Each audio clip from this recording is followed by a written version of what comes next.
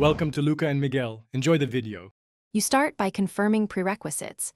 Check the device model and iOS version, and make sure you know the screen time passcode or Apple ID credentials.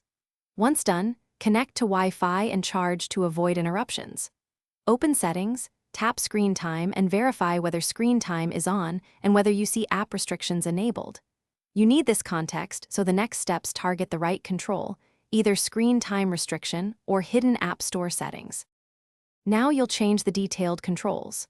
Go to Settings, Screen Time, Content and Privacy Restrictions.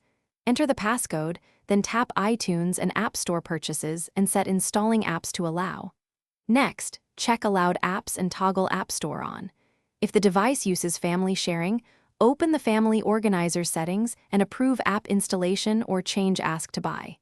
Make sure content restrictions don't block apps by age rating. Adjust App Store ratings so the App Store becomes visible again. Finish by restarting the device to let changes take effect, then look for the App Store icon and open it to confirm functionality.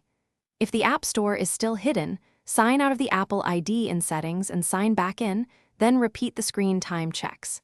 If you cannot change the screen time passcode, use the Screen Time Passcode Reset Flow or Erase and restore the device if necessary.